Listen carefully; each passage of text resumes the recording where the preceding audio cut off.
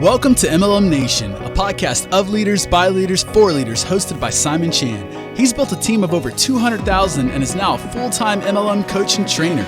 So if you're ready to level up your business, join us now. Let's do this. MLM Nation, this is Simon Chan. I'm fired up to bring a special episode today. I got my good buddies, Rob, Sperry, and Brian Fryer. And, you know, this is such an episode. These two guys are legends. And I'd even ask them for a bio. So if you don't know who these two guys are, you guys have been hiding in some type of rock. But Rob Sperry is one of the top trainers out there, wrote an amazing book called A Game of Networking. And he's just an amazing individual, father, and leads these awesome masterminds you hear me talking about, the Leaders Mastermind that I've been attending. I'll be going to the one in Spain in 3 weeks, went to the one in Hawaii, went to the one in Monte Carlo, the Pirates Cove.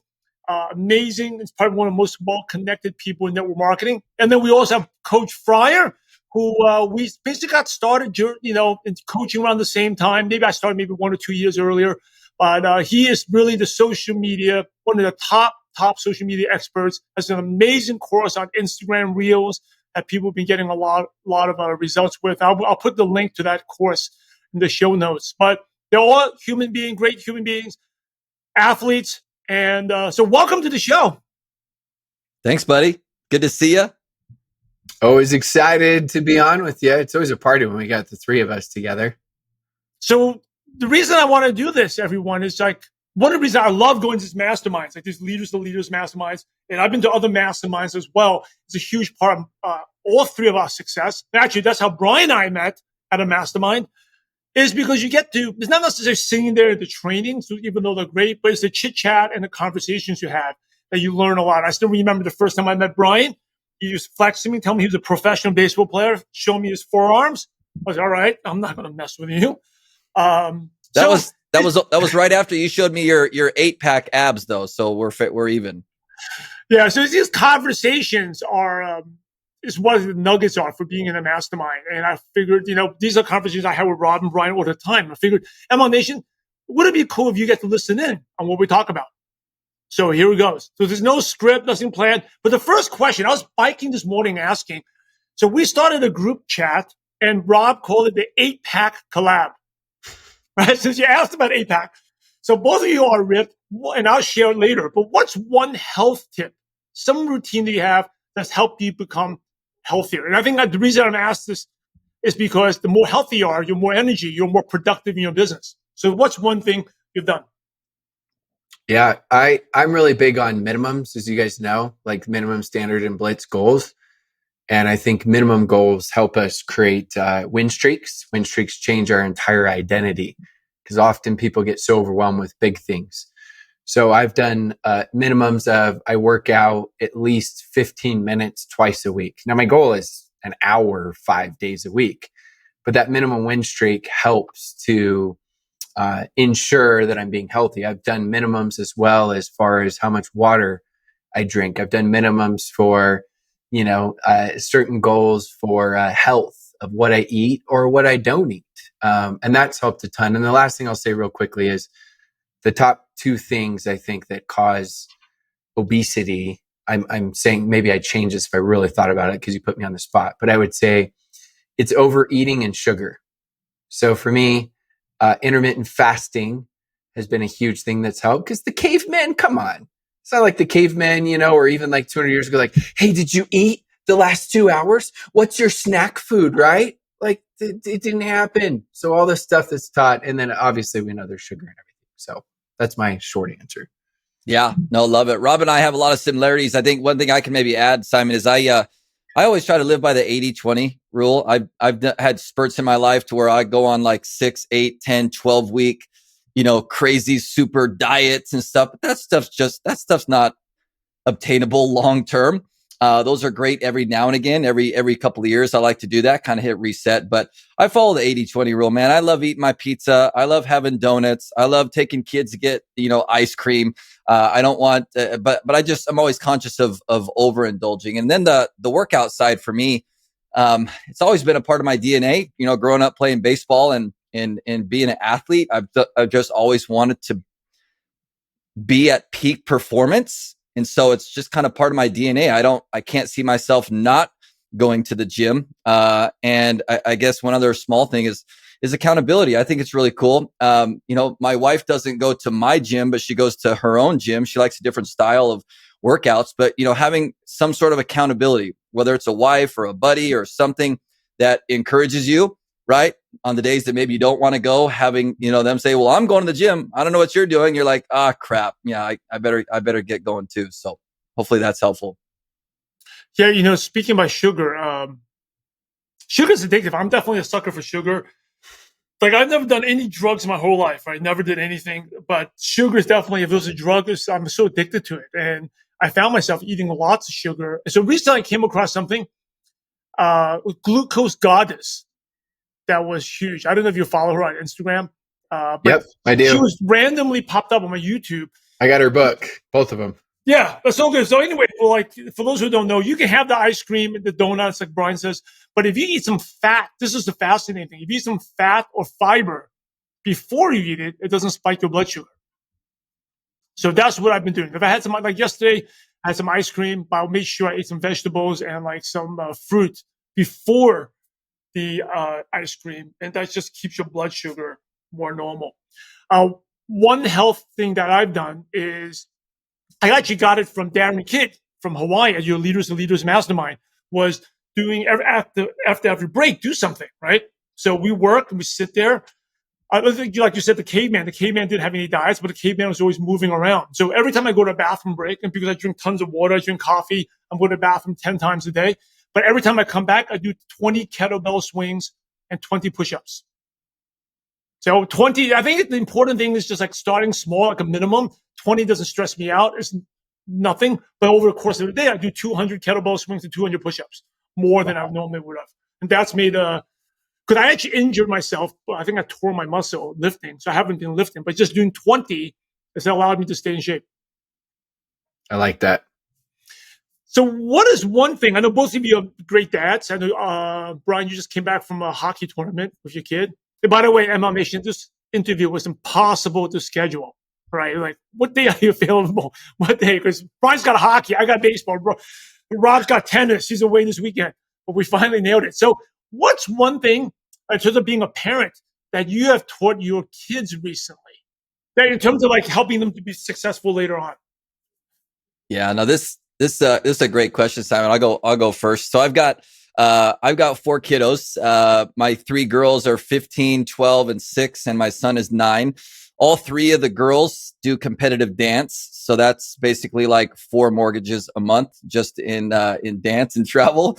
And then my son just started playing travel hockey too. But one thing that my grandfather actually instilled in me, lesson that he taught early on in my life that I just instill in my kids is attitude, right? I mean, especially when it comes to sports, there's highs, there's lows, there's wins, there's failures, there's all those things. But what is something that we can control? Whether we lose, whether we win, whether we score a goal or not, whether we take first place or 5th place, is our attitude, right? In the situation and how we can just continue to get better. So for me, I just try to instill that in my kids. My son had 5 games this last weekend. 3 of the games, he didn't score a goal, but his attitude was great. He gave great effort. And so I, congratulated him. He did great. And then one of the games, he scored 3 goals. I was still the same dad. Hey, way to go. Great job. Great work ethic. I wasn't no high, not a low. Just I stayed even keel as a parent. Just try to stay encouraging. So, attitude is, one thing that I just try to stay focused on as a parent. Something that's helped me, and, thanks to this profession, I learned this through the personal development here, is rewarding effort and not results, right? I see a lot of parents say, if you hit a home run, I'll give you $50, right? But then most kids don't hit home runs. So one of the things similar to what you did, you talked about your kid not scoring in goals. If my son has a good attitude, even though he goes 0 for 4, I take him to baseball. Oh, no, I take him to ice cream afterwards, to some treat. But if he hits a home run, no big deal. Or he does well, but didn't have the best attitude, he actually gets punished. But if you have plays the worst game, has a smile and cheerful, working hard, maybe even $100 in ice cream.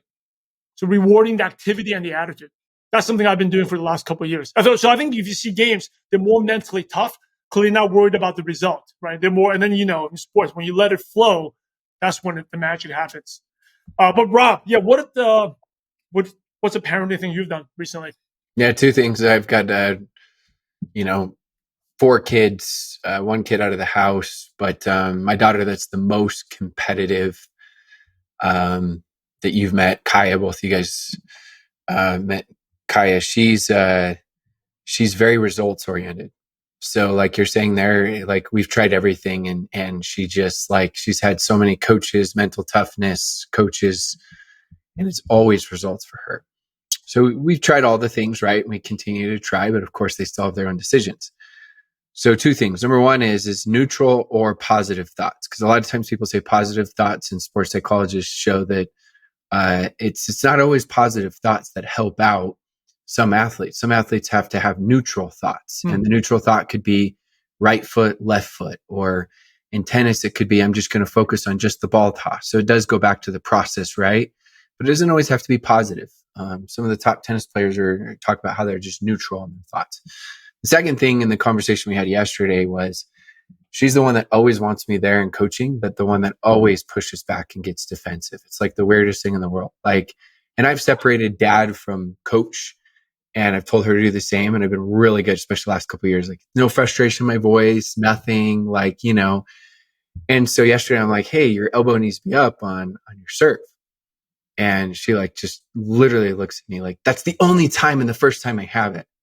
I'm like, I smiled. I'm like, I'm not mad or frustrated. I said, Kaya, for you to go to another level, remember, we've talked about the growth mindset. You should always just be saying thanks and asking, is this right? What else can I do? And I said, she's like, well, the girl I play tomorrow isn't very good. I'm like, you're not getting it. I don't care if you're playing someone twice as good as you or someone you're twice as good as. I said, the point is the growth mindset is always focused on you, not who you're playing. How can I progress? How can I improve? And that's it. No matter who you're playing, it doesn't really matter. It's not about who you're playing. It's about you. And like took her a little bit. And then later she apologized. It took about 45 minutes though. And she's like, I'm sorry. Shouldn't have got mad. You're right on that. I'm like, that's it. I'm just trying to help. So let's focus on the growth mindset. And then I told her, I'm like, all those teenage mastermind sessions we do, right? That's the growth mindset. So it's not just about tennis. It's in every area possible. We want to have that growth mindset. I learned something new, neutral thoughts. I'm going to apply that. Yeah, especially with kids, because I'm positive. So for me, I was always positive. And I world-renowned sports psychologist. He's actually the sports psychologist for the Milwaukee Bucks and Giannis right now. And he's like, that's wrong. I'm like, what do you mean? He's like, it can be positive or it can be neutral. And he did a whole hour session on it. I'm like, oh, wow. I was blown away. So one of the things I've been teaching people, actually teaching my kids, I actually came up with this I do little coaching, my Consistency Champions group, and asking people, why do you think you're going to be successful? Right. So I'm going to ask you that question, Brian. Like, so I asked actually my son this, right? It's like, you're not the strongest player. You can't hit the ball as far as other kids. What makes you think you're good? What makes you think you can play in college? There's 20 kids better on the field than you today. Now, you may say that I'm like a really mean parent or tough, but it's about building your self-concept, right? When I ask that to most network marketers, say, why should someone join you? They will be like, oh, because our company has great products, our great opportunity. But no, about you. And they're stuck. But if you ask them, like, what is 10 challenges you have? And they'll be, oh, people don't have money. I'm not good. I don't understand. They can come up with 20 million reasons why they can't, but can't give reasons why they can. So that's something I've been teaching my son. That was actually especially hard. And you can say I was mean to my second son because he's not as good as, hey, what makes you think you're good? Your older brother is so much better than you in your age. And your younger brother, 2 years younger, can hit the balls just as far. You're not as tall. What makes you think you're good? And he's like, oh, I work hard. So what else? And he said, well, I'm athletic. So I've been challenging them. The lesson I've been telling them was like, hey, it doesn't matter what you say. It doesn't even need to be true. But as long as you believe it, then that's what matters. Your self-belief, right? So like, Brian, let me ask you, you ended up playing AA baseball, right? Really high professional level. But you weren't a high draft pick. You weren't like, what made you think you were going to be good? Like there was probably, when you were like in high school, probably 1,000, 5,000 kids better than you. What made you think you could be? What made you think you could do it? Yeah, such a great question, Simon. you're right. I was a 20th round draft pick. There were hundreds and hundreds and hundreds of players drafted before I was. I was just mediocre actually in high school, mediocre in junior college. It wasn't until I got to my junior and senior year that I actually started to figure some things out. But one of those things that I learned my junior and senior year in college was self-discipline. I considered myself one of the top athletes at that time that was the most disciplined. And I think part of that was going to a university that was 2 states away from my family. So I didn't have really anything else to do other than, be in the gym, be in the cage, taking extra T work, getting out there, running extra sprints, all of those things. Mind you, this was at 6,000 feet elevation. So self-discipline, for me was one of those big things. And the other thing I'll add to this is now. Oh, I want to add one thing. I just thought of something, right? So you were drafted 20th round, and each round is probably 30 players. So there's literally 600 players that the experts thought were better than you. So did you ever cross your mind, like, I'm like 600 kids, 600 guys ahead of me? Have you had any doubt that you're maybe not good enough? And how did you build that belief aside from discipline? Yeah, no, another great question. I actually looked at it the opposite. Instead of me saying, "Oh, there's 600 guys drafted before me," I actually thought of it like this.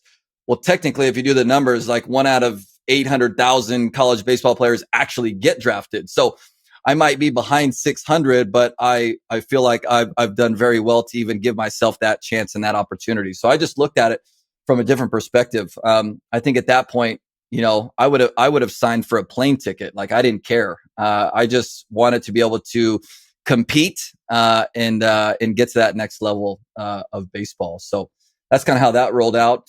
Second thing I'll just add real quick and tie this into just business as well. And now being a coach, Rob could probably relate. Simon, you can relate, is I've always considered myself a master implementer. I'm never going to ask someone to do something that I haven't not yet done myself. So just always, leading by example, I think has been one of those things that has continued to shine through. When Rob and I are out there coaching folks, that's probably one of the first things they look at, right? Sam, when you're coaching folks, they want to know that you've done it or that you're currently doing it. And that allows them to have even more trust, more belief in you. So that's a couple things that I'd add. So with you, Rob, like, how did you go from having no money and you were teaching tennis and you didn't do well in school either, right? You talk about your 2.7 GPA to like, hey, I'm going to make it in network marketing. How did you have that belief in yourself? I had a lot of inner belief and not very much outer belief. And where this comes from is the guy I met with yesterday is a public speaker all around the world. And he said he had the opposite. He had outer belief. He was the kindergarten kid that would introduce himself to teachers. I'm like, I never even thought about that. I always knew who I was, never sacrificed any principles for peer pressure, for anything. Didn't matter if there were 20 kids doing something I didn't want to do, right? Whether it's bad or whatever, I would never succumb to it. And so for me, rewind a little bit. I'll make it short. Most people don't know is I grew up as a little guy. I was 5'2" when I was 14 years old. So those Europeans and Australians and everyone around the world, Asia, everywhere except for the US that uses metric system, I was really short, really short. And then I grew and now I'm tall. And when I played baseball, I was not that great. When I played basketball, I wasn't that great. I was fine individually, but when I got team sports, I was too nice and too scared. And I always wanted to make sure everyone else did well. I didn't care about myself doing well. And that led to, I'd get lost in the shuffle in team sports. So my dad said, let's put him in tennis. And in tennis, I actually did really well. It's like my athletic ability was able to come out because I could not rely on anyone else. And so I ended up becoming the number one player in the entire state of Utah for tennis. And then I ended up growing. And of course, that helped a lot for it. And so, for me, I did end up, that was more of my like rags to riches story of when I was younger. Teaching tennis, I did, and I actually ended up running a tennis club. But I got called in from the 3 C's, CEO, CMO, CFO, and said, Rob, you're really good at teaching tennis. Like you're really young and you're crushing. Everyone loves you, but you suck at selling tennis memberships. Like you never sell any. And I was like, I'm sorry. Like I was scared, even though it was tennis, like tennis memberships. I was scared, even though they were finding value. And so for me, limiting beliefs when I started in network marketing were as low as it got, because being a recovering people pleaser now, at that time, a 100% people pleaser, I did not want to annoy friends and family. I said no to 11 different network marketing companies. And so I had to find the inner belief where I had to find a way to provide so much value and find a way where I understood sales is really okay. We all sell. And so that literally took me a while, Simon. Like it wasn't something overnight, but I had to find a way where I was like putting the pressure on for them to look, but taking the pressure off for them joining. And I was creating that urgency without panic. And I became a master inviter in my mind. I'm like, I'm not selling, even though I am. I'm going to be a salesman for inviting. And when I overcame that and simplified the whole process, instead of trying to like recruit or build this big downline or convince them to do it, and I simplified the process to, I'm a pro at getting them to take a look. That's going to be the best thing that I can do. I don't think I've ever said it like that out loud. That entire shift happened for me, where I started to see success, and then I started to gain confidence and credibility. And of course, it just, parlayed to more and more and more. Okay, next question here. We're like a firing squad. What's one thing that you're really excited that you're working on right now, that really excites you? Business wise or personal? Well, both. I was going to ask you business, but since you brought up personal. Yeah, personal. What excites you? Personal? I don't know. I love unlocking new achievements. The definition of happiness is progress, right? And I think we're all the same. Like we find new things that we just do and people think we're crazy. So for me, I'm in the best shape I've been in since I was in college. And it's been a lot of try random things, and one thing leads to another. So you guys don't know this. So this can be news to you guys, even though I talk to you guys every day. About 2 weeks ago, I started doing all out just carnivore, just to try it. Because I'm like, you know what? Why not? And it was my daughter, who's 17, that's like, Dad, I want to try this, but I'm only going to do it if you do it. In my mind, I'm like, I'm already in great shape right now. This is not when I need to try it. This is when I can do the 80-20 like Fryer's talking about. I'm like, this is not what I want to do. But she's like, please, Dad. I'm like, sure. It's kind of cool when your kid wants to be disciplined and try something out. And so for me, it's been crazy exciting in the sense of just seeing results already in 2 weeks, when I already felt like I was in phenomenal shape. So I committed to doing it for a month. So I'll do it for 2 more weeks. And so from a personal standpoint, that's been the new fun challenge. What are the benefits? Just because you're meat diet, you have more protein, you're a lot of fat, a lot of protein. Think of it as like keto on steroids, because you don't have keto. You can cheat in the sense of they have a lot of keto treats and keto things, because they create, they get rid of the sugars, but then they have other crap in it, and then they got fiber and stuff. So it's still healthier. But for me, it's pretty much eggs, meats, cheese, like all that stuff. So like inflammation's like way, way down. Energy's way through the roof. Digestion's been really, really good. Drinking a ton of water.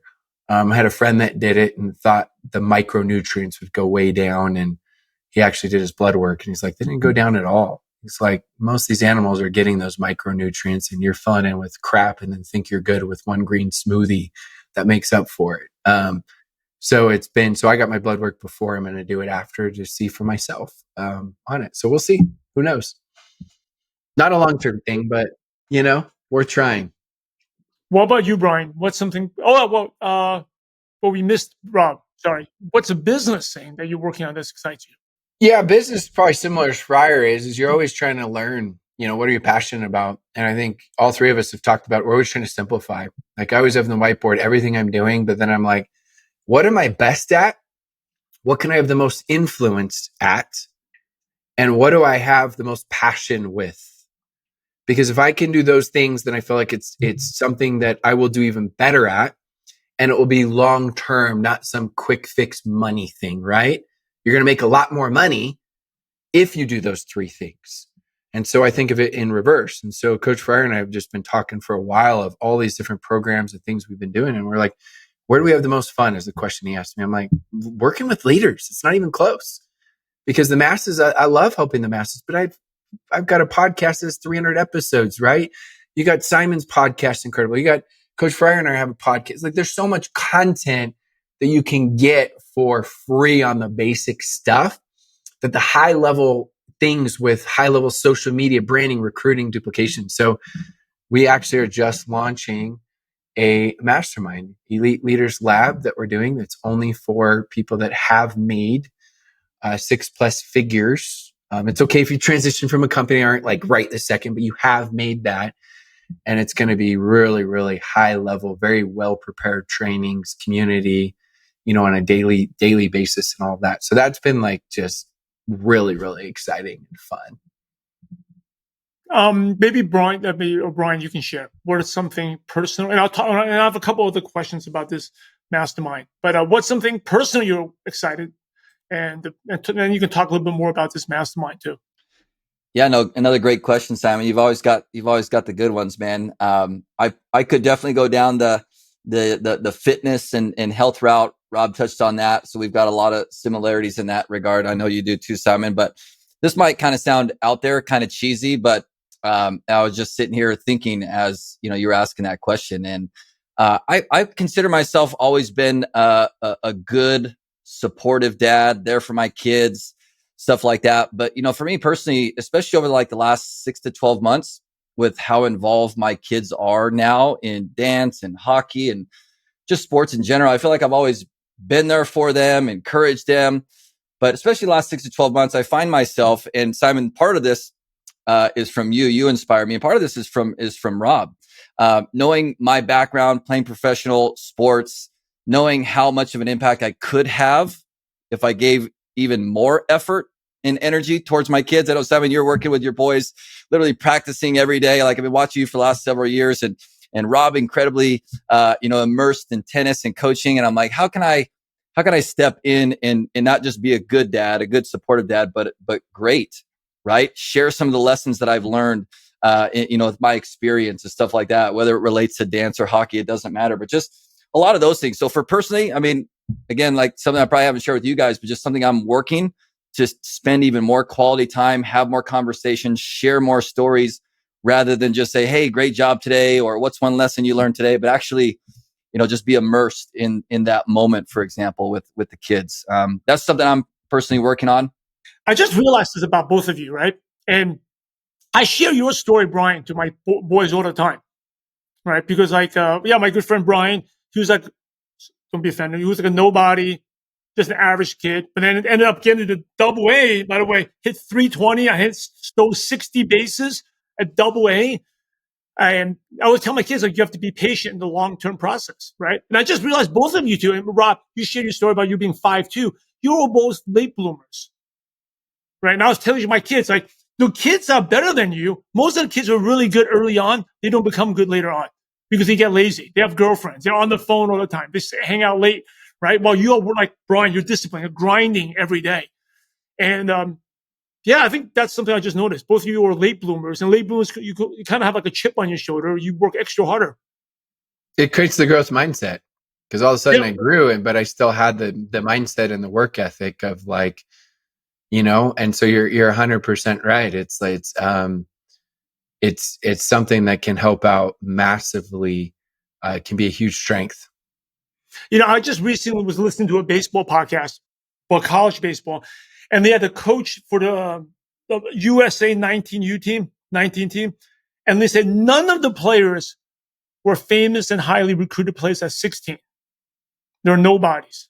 But between 17, 18, 19, well, I think the top kids were like relaxing, hanging out. They were just busting the butts and became the top players at 19. That's crazy. We won't go down this rabbit hole, but just share quickly, talk about us being late bloomers. I think it's important for all the baseball enthusiasts or whatever out there that are listening in. I didn't have any offers after high school. No college offers, no professional offers, nothing, not one. I had to go to a community college because nobody was interested. I was a good player, but I wasn't a great player. After my 2 years at junior college, 0 offers. to a 4-year university, 0 offers for professional baseball. So we talk about late bloomers, for anybody that's listening, right? I think that's really cool. Hey, so you were what, a walk-on at the JUCO? Walk-on at a JUCO. Yep. Freshman Wow. and sophomore year. And then even end of my sophomore year, no offers to 4-year universities. I actually had to start making a couple of calls. My coach made a couple of calls 3 weeks before my junior season was about to start, say, hey, this guy doesn't really have a place to play. And one of the colleges out in New Mexico flew me out there. I checked it out. Never heard of it before. Small little D2 school. And they're like, well, sure. We've got a spot. We can't pay for your baseball, but, or your school, but we can, cover some of your books. And I was like, all right, well, I don't have anything else going for me right now. I might as well go for it. And then ended up having the 2 best years of my life, drafted out of that college, first one ever. So that was kind of cool. I love that. I think that's the lesson where your past doesn't determine your future, right? And like in network marketers, I wasn't good enough. I wasn't good. You let your past dictate you.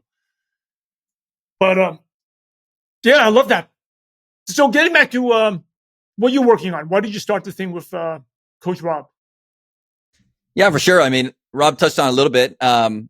It's just something that we look back on, not only our network marketing careers, but especially after, our coaching careers the last 6, 7, 8 years, and where each of us, we feel we've made the most amount of impact.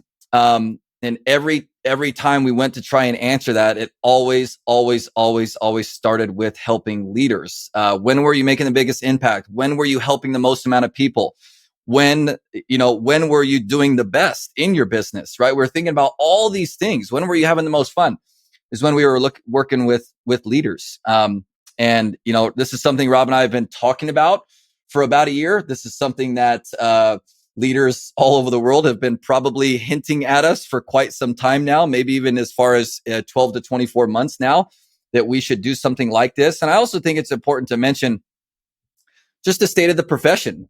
We've had so many leaders just, share with us, like, we see you two guys kind of filling this void that's needed. The industry needs us. And, with that coupled with, this isn't just work for us. This is actually something we love doing and enjoy doing.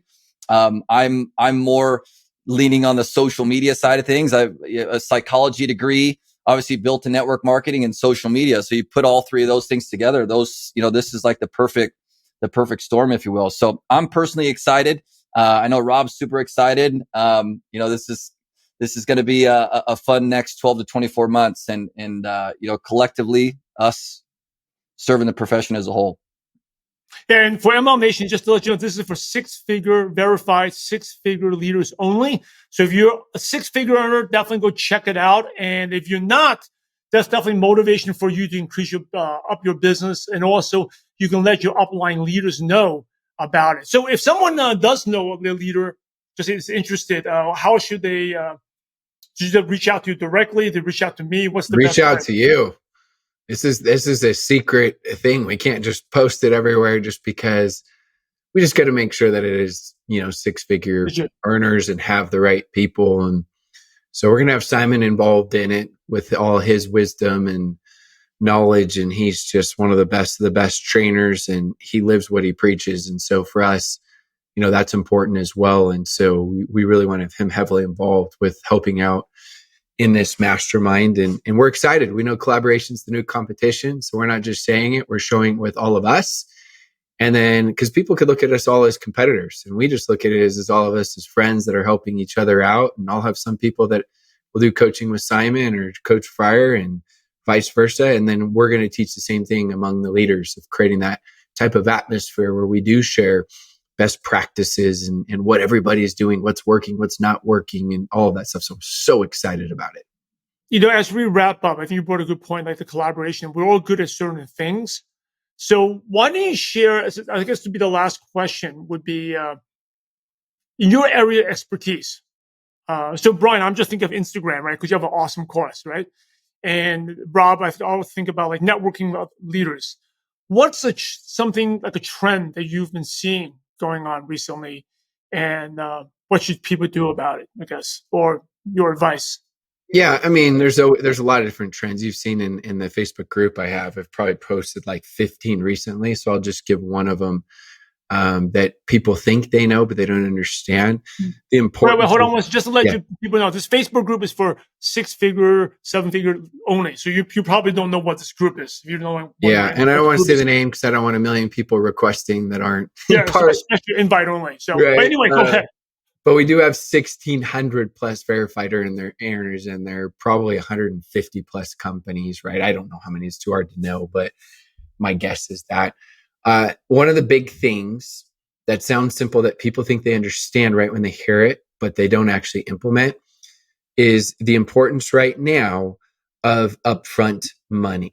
Now, you may say, but I'm not a company. I can't change that or influence that. But there are ways that you can establish better systems, establish very simple systems to help people get their newest wins. A lot of people have these training for the training of the training. A week later, they haven't taken action. So there's simple ways to get them into action right away. There's also important things of doing early recognition because you are what you recognize. So if someone's first reach outs, first signups, or first $400 is not recognized, then it's not important to you. You can say it's important to you, but you are what you recognize. So we could do a whole hour training on that because you think about it, you want to master duplication. You got these elaborate 10-hour systems. Legitimately, if you could master getting the newest person launched right away over and over and over again, that is the vast majority of your duplication. Now, I understand there's leadership development. There's lots of other things that we'll cover. But that in and of itself, as simple as that sounds, can be an hour-long training of showing you what works, what doesn't work, and how to better improve it. I love that. You are what you recognize. That is a great quote. Because everyone says, yeah, recognition is important, but they don't recognize it. So it's not really important, right? True. So Brian, let's talk about Instagram. What's something that's trending and what's something simple actions that people can take? Yeah, well, I mean, I guess what's not trending, right? I mean, when it comes to any social media platform, things are always evolving, things are always growing, things are always shifting. So, depending upon when the listeners are tuning into this episode, this might not be trending anymore or not. So maybe I'll just try to keep it a little bit more generic to serve listeners, no matter if they're tuning in right away or years down the road from this amazing podcast. But Instagram specifically, obviously reels are really exciting to a lot of people right now. Carousels are really exciting to a lot of people right now. Posting to your stories is helping people grow their businesses. But I would just challenge for anyone listening in to adopt a simple formula that I created a couple years back. Typically share this wherever we go speak. I like to share this just to kind of simplify things for folks. So whether it's Instagram or Facebook or TikTok, whatever it is, I always say this, Simon, that you need to have a plan in place. I call it GNC. It's really simple, right? We're not talking about the vitamin supplement store here. We're talking about growth, nurture, and conversion. So for example, if someone's focused on Instagram, what type of content are you going to create? What actions are you going to take to grow your audience, increase visibility and awareness? Second, what are you going to do to take that new follower who on a scale of 1 to 10, trust factor is like a 1 or a 2? How are you going to create content to take them and their level of trust from a 2 to a 5 to a 6 to a 7? And then lastly, what type of content are you going to create to let them know that, hey, I can help you with this thing, or I have a product that can help you with this, or a business, whatever, and ultimately convert them, right? Take it to a conversation and see if what you have is a good fit. So no matter the platform, but Instagram specifically for this one, you need to have a plan for growth. You need to have a plan to nurture, and you need to have a plan to ultimately convert. Hey, thank you for sharing that. Hey, awesome show. Yeah, appreciate you too for the time. And for MLM Nation, definitely if you are a 6-figure earner or above, definitely check out the Mastermind. Again, it is like a private thing. There's no sales page or website. Reach out to me and we'll talk, and then I'll connect you with Rob and Brian. I feel like you could fit. And if you are not 6-figure earner, definitely number one, think about what are the tips that Brian and Rob shared with you that you need to apply to get there.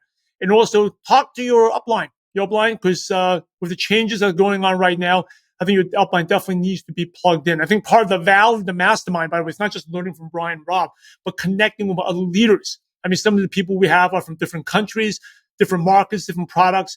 And the real value of the Mastermind is getting ideas what other people are doing and how you can apply it to your company, your products. So again, hey, thank you for listening. Yes, thanks to Rob and Brian. Make sure you connect with them. I'll put the links to that. If you don't know yet, you should be following them. But if you're not, I'll put the social media links in the show notes page. Head over to mlmnation.com. Give them a follow. They have their own podcast as well. Definitely go check that out.